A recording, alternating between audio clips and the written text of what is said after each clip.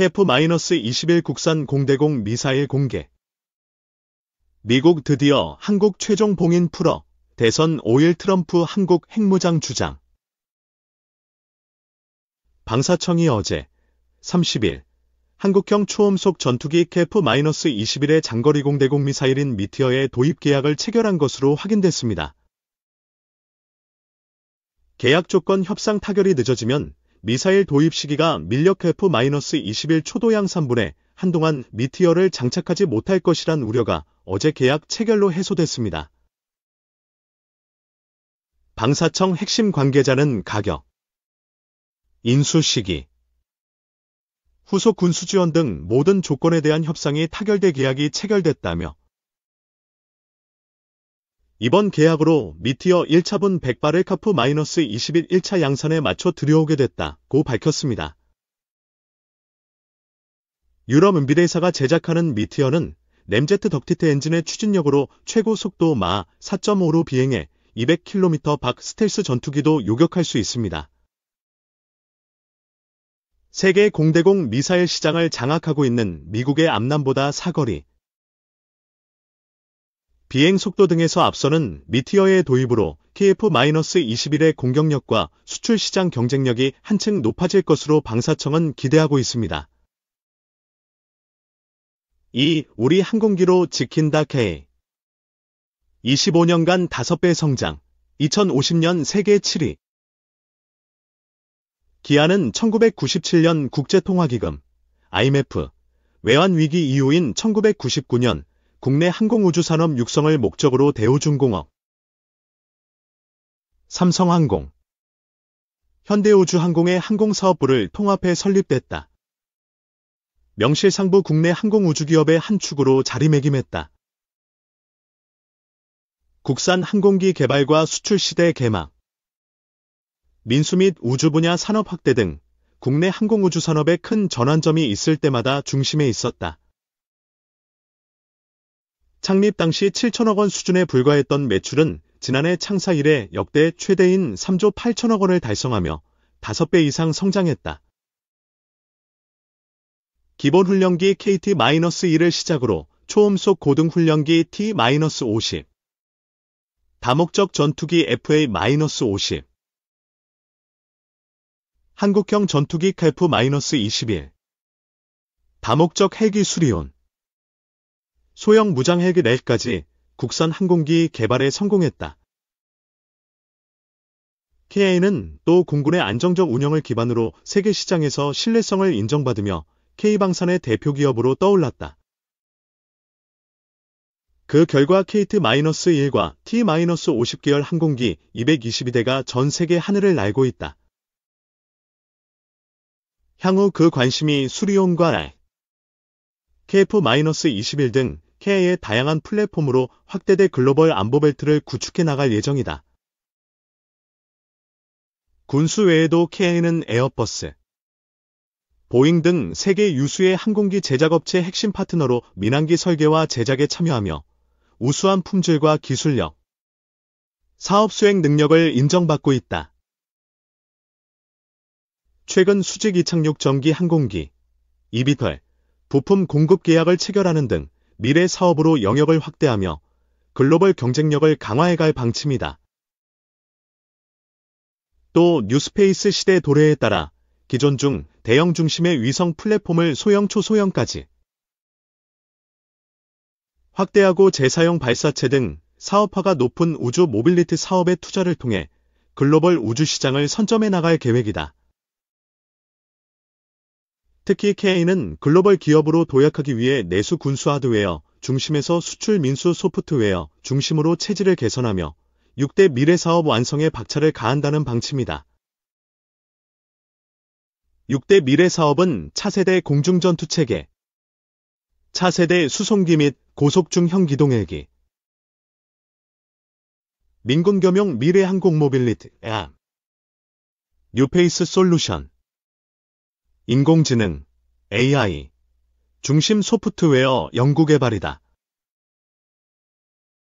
강구영 사장은 지난달 30일 경남 사천 본사에서 열린 창립 기념식에서 지난 25년간 대내외 고객들의 지원과 응원이 있었기에 글로벌 항공우주 회사로 성장할 수 있었다며 해외 수출 없이는 제2의 성장은 없다는 굳은 의지로 새로운 25년을 준비해 2050년 세계 7위 항공우주 기업으로 비전을 달성하고 세계 5대 항공우주 강국 실현에 이바지하겠다고 말했다. 3. 미국 대선, 북한 파병, 중동 휴전 불발 등 직구촌 다음 주 운명의 한 주. 연합뉴스에 따르면 미 대선이 5일 현지 시간로 사흘을 남겨두고도 판세를 읽기 어려운 초박빙인 가운데 우크라이나 전쟁터에서는 러시아에 파병된 북한군 투입이 초읽기에 들어갔고 중동에서는 이스라엘과 이란의 강대강 대치가 수그러들지 않으면서 세계 정세는 그 어느 때보다 중대기로에 서게 됐다.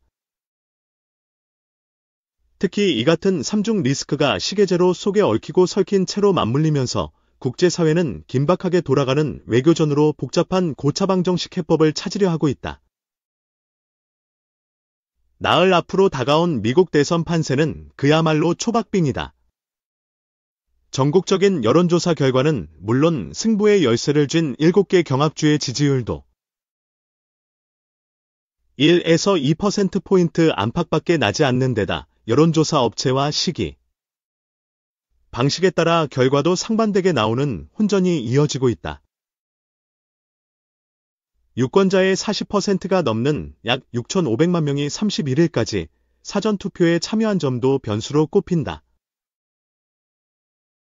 전통적으로 높은 사전투표율은 민주당의 호재로 해석됐지만 이번 대선 때는 공화당 후보인 도널드 트럼프 전 대통령이 사전투표를 적극 독려하면서 공화당 지지자의 투표율이 올라갔을 가능성이 있기 때문이다. 다만 누가 당선되더라도 향후 국제사회는 지금까지와는 다른 변화를 맞닥뜨릴 수밖에 없다는 분석이 나온다.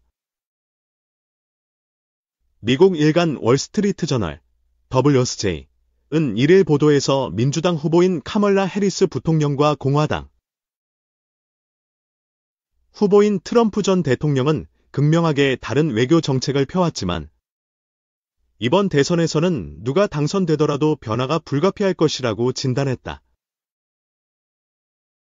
해리스 부통령의 경우 트럼프 전 대통령보다는 급격한 정책 변화를 주도할 가능성이 낮지만 미국 우선주의 기조로 치닫고 있는 정책 방향을 되돌릴 수는 없을 것이라는 지적이다. 한 유럽 외교관은 민주당이 이기면 예전과 같이 돌아갈 수 있다는 일종의 환상이 있었지만 아마도 일부 국가들은 현실을 직시하게 될 것이라고 평했다. 영국 시사주간 이코노미스트는 해리스 부통령의 공약도 자국 우선주의와 보호주의를 내세운 트럼프 전 대통령과 크게 다르지 않다며 이를 미국 정책의 트럼프화, 트럼피퍼케이션 라고 지목하기도 했다. 세계 패권국 미국의 리더십이 내주 판가름 나는 상황에서 국제사회는 북한군 참전에 따른 우크라이나 전황의 급변에도 대비해야 하는 처지가 됐다. 미국 정부는 북한군 8,000명이 이미 러시아 쿠르스크에 배치돼 군사훈련을 받고 있으며 수일 내 전투에 투입될 것으로 보고 있다. 북한은 국제사회의 규탄에도 아랑곳 않고 미국 대선을 목전에 두고 미 동부까지 전역을 타격할 수 있는 수준의 신형 대륙간탄도 미사일, ICBM, 화성-19형 발사를 감행하는 등 도발 수위를 높여가고 있다. 북러 밀착의 한반도 안보도 파장에 직면했다. 이 같은 상황에 유엔 안전보장이사회, 안보리는 오는 4일 북한 문제를 공식 의제로 다루기로 했다. 이번 달 안보리 의장국을 맡은 영국의 바버라 우드워드 주요원 대사는 북러 협력 관계가 새로운 수준에 도달했다고 평가하며 해당 사안을 주시하고 있다고 밝혔다. 호세프 보렐 유럽연합, EU, 외교안보 고위대표도 일본 니혼 게자이 신문, 니케이, 인터뷰에서 북한의 일방적 적대적 행동은 유럽과 세계의 평화와 안전에 심각한 영향을 끼친다며 러시아에 대한 지원을 계속할 경우 상응하는 대응이 취해질 것이라고 경고했다.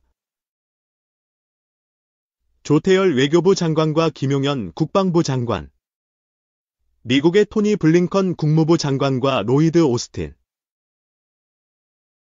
국방부 장관도 북한과 러시아의 군사협력 심화를 규탄하고 국제사회와 함께 필요한 조치를 적극 취하기로 했다.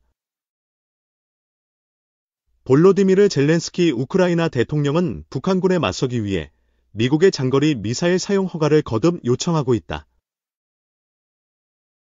아프피 통신에 따르면 젤렌스키 대통령은 1일 연설을 통해 러시아가 북한군을 모으고 있는 현장을 모두 볼 수 있다며 장거리 미사일이 허용되면 예방적 공격이 가능하다고 호소했다.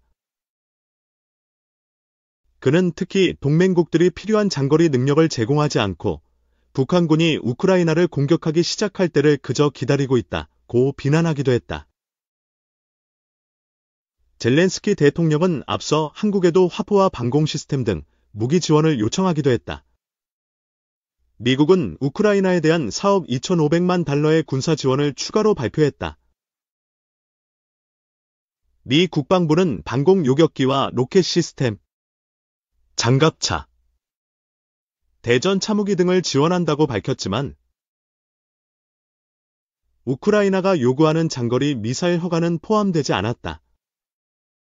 두 개의 전쟁 가운데 중동 지역 상황도 중대 기로에 서 있다. 지난해 10월 팔레스타인 무장정파 하마스의 공격으로 시작된 전쟁은 가자 지구를 초토화했지만 포성은 아직도 멈추지 않고 있다. 이스라엘은 하마스와 하마스의 편을 들었던 레바논 무장정파 헤즈볼라 수장을 잇따라 제거한 뒤에도 레바논에 지상군을 투입하고 저항의 축을 지원해 온 이슬람 시아파 맹주 이란에 대한 타격도 강행했다. 미국 정부가 대선 전 막판 외교적 성과를 거두기 위해 휴전을 거듭 압박하고 이스라엘군 지휘부에서도 휴전에 힘을 싣는 기류가 감지되면서 한때 낙관적 전망이 흘러나왔지만 이스라엘이 가자지구와 레바논에 대한 공습을 멈추지 않으면서 협상이 또다시 물 건너간 모양새다. 로이터는 1일 이스라엘의 공습으로 가자지구에서 적어도 68명이 목숨을 잃으면서 휴전 협상이 또다시 좌초됐다고 보도했다. 하마스는 이날 일시적인 휴전은 원하지 않는다고 밝혔다. 휴전안이 팔레스타인 영토에서 이스라엘군이 철수해야 한다는 조건을 충족하지 못했다는 의미다. 지난달 31일 며칠 안에 휴전이 성사될 수 있다고 발언했던 나지브 미카티 레바논 총리도 1일 이스라엘이 협상 진전을 막고 있다고 비난했다. 이란이 미국 대선 전에 이스라엘에 대한 재보복을 단행할 수 있다는 점도 악재로 꼽힌다. 미국 CNN은 백악관의 압박에도 대선 전 휴전이 이뤄질 가능성은 희박하다고 진단했다. 조 바이든 행정부 내에서도 베냐민 네타냐후 이스라엘 총리가 미국 대선을 기다리고 있다는 점을 이미 알고 있으며 판세가 초접전인 상황에서는 더더욱 휴전이 성사될 가능성이 없다는 것이다. 이처럼 국제 정세가 어느 때보다 불안한 현 시점에서 국제사회는 서방의 좌장 노릇을 할 미국 대통령이 누가 될지 5일 미국의 선택을 주목하고 있다.